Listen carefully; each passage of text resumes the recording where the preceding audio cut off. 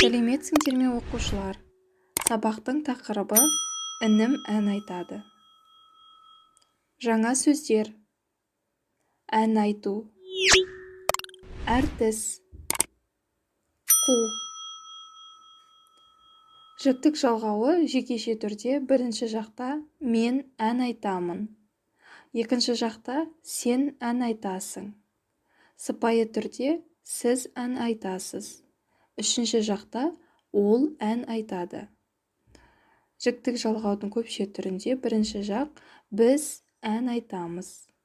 Сендер ән айтасыңдар. Сіздер ән айтасыздар. Олар ән айтады. Тыңдалым айтылым бойынша бірінші тапсырма: мәтінді тыңда, жаңа сөздерді ата. Ағам әртіс. Ол қуыршақ театрында жұмыс істейді. Ағам қуыршақтарды сөйлетеді. Мәтінде жаңа сөз әртіс. Оқылым бойынша екінші тапсырма: мәтінді оқы, сұрақтарға жауап бер. Менің атым Нұркен.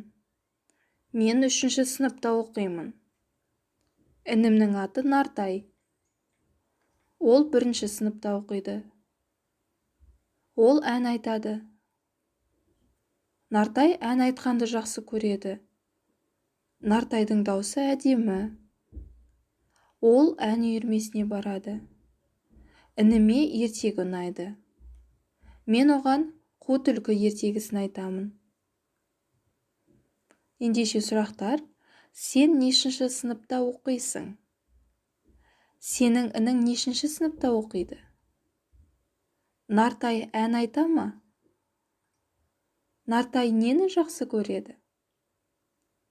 Нартайдың даусы қандай?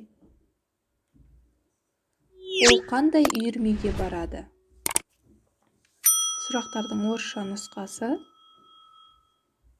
Ендеше осы сұрақтарға жауап берейік. Мен 3-ші сыныпта оқимын. Менің інім 1-ші сыныпта оқиды. Иә, Нартай ән айтады. Нартай ән айтқанды жақсы көреді. Нартайдың даусы әдемі. Ол ән үйірмесіне барады. Жауаптардың орысша нұсқасы.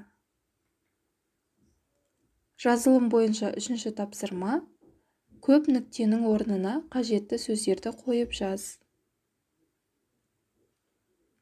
Менің атым Нұркен. Мен 3-ші сыныпта оқимын. Інімнің аты Нартай. Ол 1-ші сыныпта оқиды. Ол ән айтады. Нартай ән айтқанды жақсы көреді. Нартайдың даусы әдемі. Ол ән үйірмесіне барады. Орысша нұсқасы. Оқылым айтылым бойынша 4-ші тапсырма: оқы, ақпараттың дұрыстығын көрсет. Інімнің аты Нартай. Дұрыс. Менің атым Нұркен. Дұрыс. Мен 1-ші сыныпта оқимын. Дұрыс емес. Нартай 3-ші сыныпта оқиды. Дұрыс емес. Ол ән айтады. Дұрыс. Ол сурет үйірмесіне барады. Дұрыс емес. Нартайдың даусы әдемі. Дұрыс. Тапсырманың орысша нұсқасы. Есте сақта. Нартай 1-ші сыныпта оқиды. Нартай ән айтады. Ол ән айтқанды жақсы көреді. Ол ән үйірмесіне барады. Назарларыңызға рахмет, сау болыңыздар.